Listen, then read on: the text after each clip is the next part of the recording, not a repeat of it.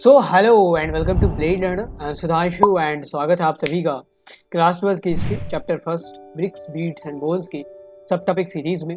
आज की वीडियो में हम देखेंगे कि हड़प्पन्स आखिर सरवाइव कैसे करते थे, सबसिस्ट कैसे करते थे, what were the tools that Harappans used to survive, किन चीज़ों को खाते थे, किन क्रॉप्स को उगाते थे, किन जानवरों को डोमेस्टिकेट करते थे, डोमेस्टिकेट करने के पीछे क्या क्या रीज़न हो सकता है, सारी चीज़ों को देखेंगे इस वीडियो में। Subsistence strategies of Harappans. अब तक की वीडियो में हमने हड़प्पन सिविलाइजेशन के फेजेस को देख लिया है, पीरियडाइजेशन को देख लिया है, हड़प्पन सिविलाइजेशन के बिगिनिंग को देख लिया, हड़प्पन सिविलाइजेशन से पहले क्या कल्चर एग्जिस्ट करता था उसको देख लिया, फिर हमने कुछ एब्रिविएशंस पर चर्चा करी, फिर उससे पहले हमने सबसे पहले वीडियो में हमने हड़प्पन सिविलाइजेशन की डिस्कवरी की जर्नी को देखा था।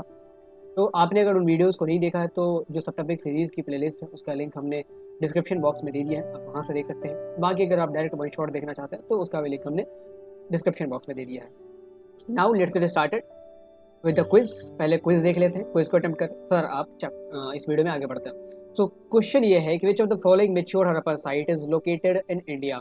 पिछले वीडियो में हमने मैच्योर हड़प्पन साइट्स के मैप को देखा था कि कहाँ कहाँ कौन कौन से साइट्स लोकेटेड है।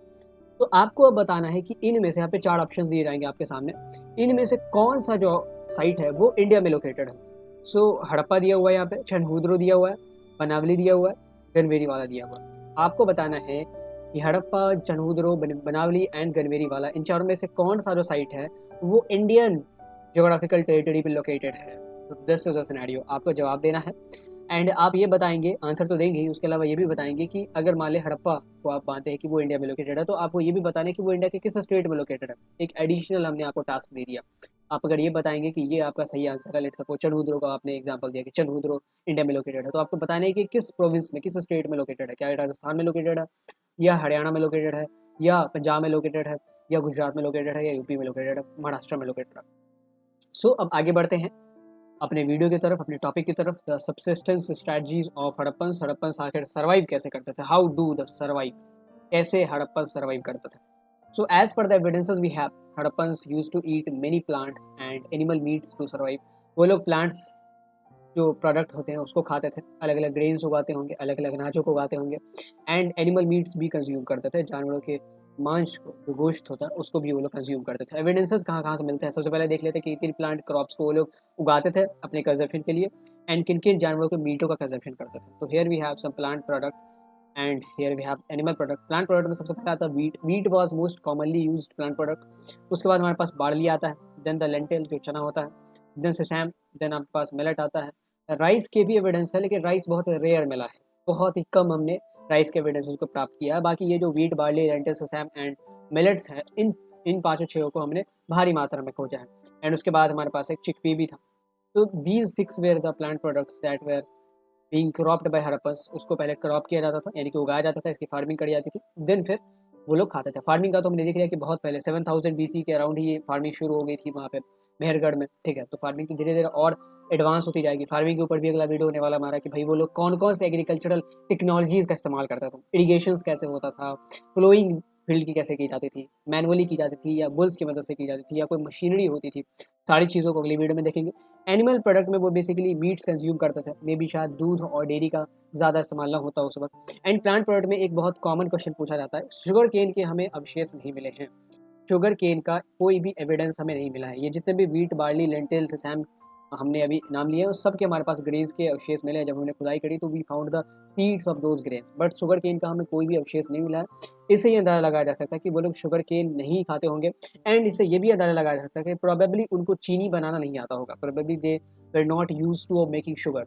तो वो लोग जो चीनी है, जो नेचुरली चीनी मिलता है उनको फ्रूट्स में, उन्हीं से वो शुगर गेन करते होंगे, बाकी उनको शुगर प्रोड्यूस करना आर्टिफिशियली नहीं आता था। एनिमल प्रोडक्ट में बहुत सारे मीट्स से, बहुत सारे जानवरों के लाइक फिश के बहुत सारे हमें हड्डियाँ मिली है। अच्छा, जब ये हड्डियाँ मिलती है तो हमें पता कैसे चलता है कि इसको ये लोग कंज्यूम करते थे। फिश की हड्डियाँ तो मान लेते हैं ऐसे मिली तो हम लोग ऐसा भी अंदाजा लगा सकते हैं कि ये यहाँ पे कभी नहर रहा होगा एंड ये सूख गया होगा, यहाँ की सारी मछलियाँ मर गई हैं। लेकिन फिश की हड्डियाँ एंड बाकी जो भी जानवर हैं, चाहे वो बोर हो, बोर मतलब जो बियर होता है, भालू होता है, चाहे वो सॉरी जंगली सुअर को हम लोग बोर कहते हैं, फिर डियर हो, हिरण हो एंड घड़ियाल, इन सब की जो हड्डियाँ हैं वो जब हमने घरों की खुदाई करने पे प्राप्त की है तो हमें पता चला है कि इन सब को शायद कंज्यूम किया जाता होगा। यहाँ पे घर का मलबा है एंड उस घर के मलबे में हमें मछली की हड्डियाँ मिली है, हमें जंगली सुअर की हड्डियाँ मिली है, हमें डियर की हड्डियाँ मिली हैं, हमें घड़ियाल की हड्डियाँ मिली है जो मगरमच्छ होता है। तो इससे हमने अंदाजा लगाया कि प्रोबेबली ये लोग, क्योंकि अब ये घड़ियाल घर में क्या करेगा, या जंगली सुअर घर में क्या करेगा, उसको तो डोमेस्टिकेट भी नहीं किया जा सकता, जंगली सुअर को आप डोमेस्टिकेट नहीं कर सकते। तो प्रोबेबली इन सबको मारा जाता होगा एंड इनके मीट्स को वो लोग कंज्यूम करते होंगे, इसीलिए इनकी हड्डियाँ हमें घर में मिली। तो इससे हम लोग अंदाजा लगाते हैं कि probably these were some animal product, animal meats that Harappans used to consume. अब सवाल आता है कि ये लोग क्या करते थे, मीट्स खुद प्रोड्यूस करते थे, लाइक हंट खुद करते थे, या कहीं से प्रोक्योर करते थे। तो आंसर दोनों हो सकता है। हड़प्पन्स या तो खुद ही हंट करते होंगे, लेकिन इसके हमारे पास कभी प्रमाण मिले क्योंकि हमारे पास हंटिंग कोई टूल नहीं मिला, तो इस पर ज़्यादा हम रिलाई नहीं कर सकते।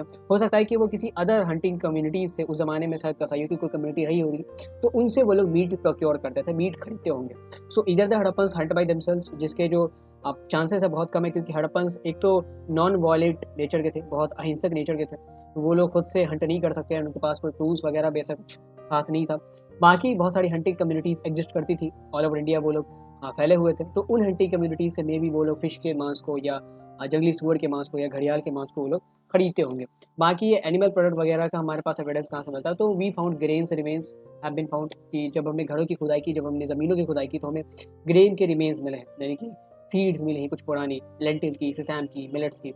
एंड हमें घरों में फिश के बोन्स मिले हैं, फोल यानी कि जंगली मुर्गी होती है उसके भी बोन्स मिले हैं, जंगली सुअर के बोन्स मिले हैं, डियर के बोन्स मिले हैं, घड़ियाल के बोन्स मिले हैं, और भी बहुत सारे जानवर हैं जिनके बोन्स मिले हैं, लेकिन उसका हमें ऐसा लगता है कि वो लोग प्रोबेबली डोमेस्टिकेट किए जाते होंगे।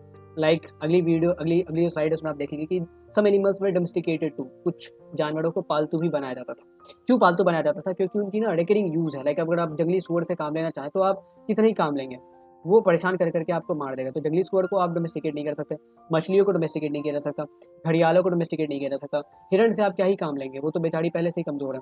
तो इन सारे जानवरों की जब हमें हड्डियाँ घरों में मिलती है तो प्रोबेबली वी कैन से कि इनको खाया जाता होगा। एंड बाकी कुछ जानवर ऐसे थे, कुछ एनिमल्स ऐसे थे जिनकी हड्डियाँ अगर मिली, चाहे गोट्स हो, शिप हो, शिप को प्रोबेबली वो लोग ऊन को प्रोड्यूस करने के लिए, ऊन को प्रोड्यूस करने के लिए इसका इस्तेमाल करते होंगे। फिर बुफैलो का बहुत इस्तेमाल होता होगा, प्रोबेबली वो लोग शायद डेयरी प्रोडक्ट लेते होंगे, या इसका ढुलाई वगैरह में, या अब कह ले तो खेतों को जोतने में भी इस्तेमाल करते होंगे। फिर सुअर का बहुत इस्तेमाल होता था। देन एलिफेंट्स को भी डोमेस्टिकेट किया जाता था। These were some animals that were domesticated by Harappans. जब इन सब की हड्डियाँ हमें मिली हैं, जब हमें सुअर की हड्डियाँ मिली हैं, पालतू सुअर की, जब हमें शिप की हड्डियाँ मिली है, जब हमें गोट की हड्डियाँ मिली है, तो हमारे पास दो एंगल आ जाते हैं, इनको खाया भी जा सकता है एंड इनसे काम भी लिया जा सकता है। तो प्रोबेबली जब इनकी हड्डियाँ ज़्यादा मात्रा में मिलती है तो आप ये अंदाजा लगा लें कि इनको शायद हड़प्पन्स बहुत ज़्यादा मात्रा में खरीदते होंगे अपने रोज़मर्रा के कामों के लिए, चाहे ऊन का उत्पादन हो, चाहे सामान की ढुलाई हो, इसके लिए भैंसों का इस्तेमाल हो, बकरियों का इस्तेमाल हो, दूध पीने के लिए भैंसों से भी दूध प्रोड्यूस करवाया जाता होगा। एलिफेंट्स को भी वो लोग प्रोबेबली वॉर पर्पसेस के लिए या एक जगह से दूसरे जगह सामान ढोने के लिए, बहुत दूरी तक तय करने के लिए इस्तेमाल करते होंगे। हाँ, लेकिन उनको हॉर्स का इस्तेमाल करना नहीं आता था, तो हमें कोई हॉर्स का इसमें एविडेंस नहीं मिलता है कि वो लोग घोड़े का इस्तेमाल करते हैं या नहीं करते थे। तो हड़प्पन्स की जितनी भी हमने खुदाई अभी तक करी है उसमें हॉर्स या हॉर्स कार्ट का जिक्र नहीं है। वो लोग कार्ट का जिक्र है, वो लोग मे बी बैलगाड़ी का इस्तेमाल करते थे, क्योंकि बैलगाड़ी का बहुत हमें ना टेराकोटा स्ट्रक्चर मिला है, चिकनी मिट्टी से बने हुए कुछ कलाकृतियाँ मिली हैं बैलगाड़ी, तो प्रोबेबली उसका खिलौने मिले, तो प्रोबेबली उसका इस्तेमाल होता होगा तभी तो खिलौना बना। लेकिन हॉर्स कार्ट का अभी तक हमें कोई एविडेंस नहीं मिला। हॉर्स कार्ट का एविडेंस जब हम वैदिक सभ्यता पढ़ेंगे ना, तो वहाँ पे हॉर्स बहुत ज़्यादा चलन में होता है, वहाँ पे हॉर्स को बहुत अहमियत दी जाएगी, घोड़ों को बहुत अहमियत दी जाएगी। तो these were some animals that were domesticated by the Harappans. अगली वीडियो में हम देखेंगे कि ये जो क्रॉप्स उगाए जाते थे, चाहे वो मिलेट्स हो, व्हीट हो, सेसैम हो, राइस भी बहुत कम ही जगह लेकिन उगाया जाता था, तो टेक्नोलॉजी कौन सी यूज़ करी जाती थी, कौन कौन से टूल्स इस्तेमाल किए जाते थे, इरिगेशन कैसे होता था, कहाँ कहाँ किस प्रकार से अलग अलग टाइप की प्लोइंग होती थी, उसको देखेंगे अगली वीडियो में। Till then thank you for watching, take a good care of yourself, have a good day.